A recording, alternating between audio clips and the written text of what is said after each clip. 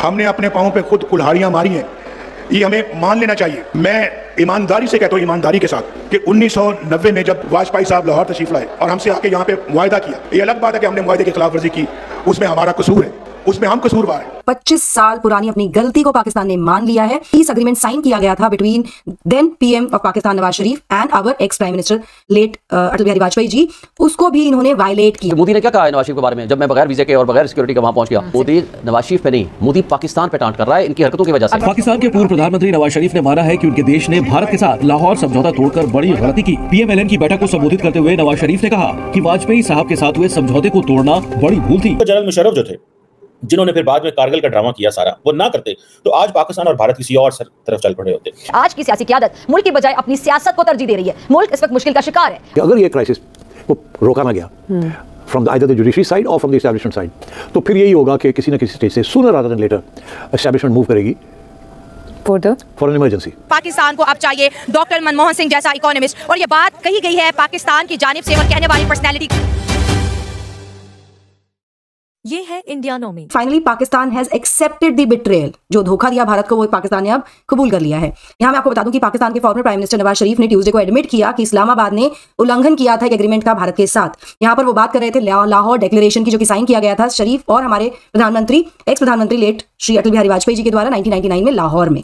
यहाँ पर he also talked about कि महीनों बाद ही इस एग्रीमेंट को साइन करने के पाकिस्तानी सोल्जर्स और टेररिस्ट ने इंट्रूड किया भारत की टेरिटरी में द्रास सेक्टर से, जिसके बाद कारगिल का युद्ध हुआ। यहाँ पर इस पूरे वॉर के रेफरेंस में बात करते हुए he said that it was his country's fault, इनकी गलती थी ये।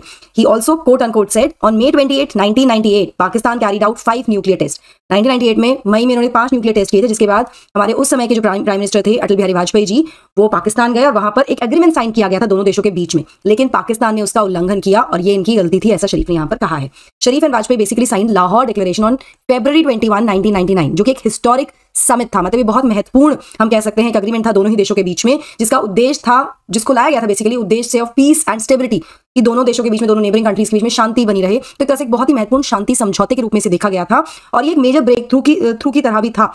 लेकिन कुछ महीनों बाद ही पाकिस्तानी इंट्रूजन जो हुआ कारगिल डिस्ट्रिक्ट में जम्मू कश्मीर के, उसके बाद कारगिल युद्ध झेलना पड़ा दोनों ही देशों को, जिसमें ऑफ कोर्स वी वन।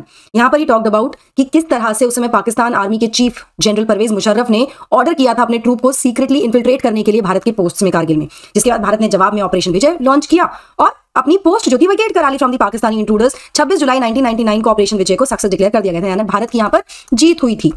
इस संबंध में यूएस की क्या भूमिका थी, इसके बारे में भी he talked about. He said president bill Clinton ने इनको $5 बिलियन ऑफर किए थे कि आप न्यूक्लियर टेस्ट मत कीजिए, लेकिन शरीफ रिफ्यूज्ड। यहाँ पर he talked about Imran Khan also और कहा कि यदि मेरी जगह पर इमरान खान होते तो शायद क्लिंटन का ऑफर उन्होंने एक्सेप्ट कर लिया होता। 26 साल बाद आपको याद आया कि जनाब 28 मई भी कोई हुआ था और उसके ऊपर आपने ये बटन दबा दिया था। आप डॉक्टर कदीर खान की आप रिपोर्ट पढ़ें, वो तो कहता था कि ये करना नहीं चाहता था, इसको तो कराया गया जबरदस्ती, वरना तो ही वाज रिलेक्टेंट, वो कहता था कि नहीं करें। वो तो डरपोक आदमी है। आज मोदी ने क्या कहा है नवाज शरीफ के बारे में, जब मैं बगैर वीजे के और बगैर सिक्योरिटी के वहां पहुंच गया, उसने तो टांट की है आपके इसके ऊपर। तो बात यह है कि इनकी सारी ज़बानी कलामी बातों की कोई हैसियत नहीं है, मुल्क को इन्होंने बेड़गर कर दिया। अगर मोदी ने नवाज शरीफ को टॉन्ट किया तो आपकी पार्टी इल्जाम लगाती थी कि नवाज शरीफ साहब की मोहब्बतें बहुत ज्यादा भारत के साथ।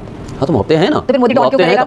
नहीं, दोनों बातों में तजाद है ना। अगर मोदी टॉन्ट करे नवाज शरीफ साहब को तो फिर मोहब्बतें तो नहीं नवाज शरीफ की भारत से। मोदी नवाज शरीफ पे नहीं, मोदी पाकिस्तान पे टांट कर रहा है इनकी हरकतों की वजह से। अभी आप कह रहे हैं नवाज शरीफ को टॉन्ट, मतलब है कि नवाज शरीफ का उस इक़दाम के ऊपर टॉन्ट नहीं ना करेंगे, ये सवाल है, सवाल समझ गया मैं, समझ गया। उस इक़दाम के ऊपर उसने टांट किया है कि जो बगैर वीजा के, बगैर सिक्योरिटी के, उनको वहां जिस तरह से उनको आशीर्वाद मिली और किया जाएगा जिसके दौरे हुकूमत में हुआ होगा। तो मैं वही कह रहा हूं ना कि उन्होंने उसके पाकिस्तान के ऊपर एक लिहाज से बहुत बड़ा अटैक किया है। और जो नवाज शरीफ साहब हैं उन्होंने अपनी दोस्ती निभाते हुए उनको मोदी साहब को जो वीवीआईपी प्रोटोकॉल दिया, जो कानून ज़ाब्ते की वायलेशन की, उसका उसने नाजायज़ फायदा उठा के पाकिस्तान के खिलाफ ही बातें की हैं। तो उसका जवाब देना नवाज शरीफ आज जवाब दे देता, लेकिन में ना जुर्रत है, ना कैपेसिटी है, ना कैपेबिलिटी है कि पाकिस्तान की दुश्मन को ये जवाब दे सके।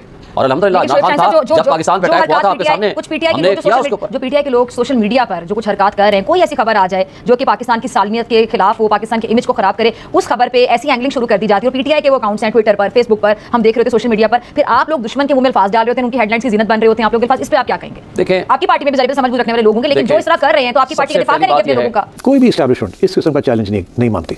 वो सारी उम्र होगी, 70 साल हो गए, उन्होंने एक तरीके से डील किया है। कोई थोड़ी बहुत लचक भी दिखाई है, कभी कभी नहीं दिखाई। जब वो खत्म हो जाती है उनकी लचक, तो वो फिर डायरेक्ट इंटरवेंशन कर देते हैं। 3 दफ़ा तो मार्शल लॉ लग चुके हैं इस मुल्क जी, ठीक है ना। और उस वक्त ये भी कहा जा सकता था कि इंटरनेशनल के हक में नहीं थी, एक आध दफ़ा तो शायद थी, एक आध दफ़ा नहीं भी थी। ठीक, तो फिर भी मामला चला, फिर भी मामला चल पड़ा।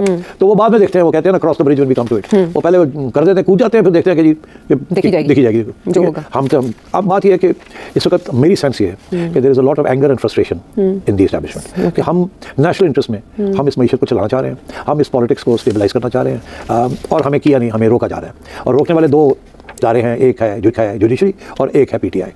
बाकी सारे जो पार्टीज हैं वो सारे हमारे साथ हैं। अच्छा। और मगर ये दो जो है ये हमें तंग कर रहे हैं, और ये basically they challenging the writ of the state. ये स्टेट को कभी ऐसे चैलेंज नहीं हुआ। Like, share, subscribe, don't forget to press the bell icon. आप देख रहे हैं इंडियानोमी।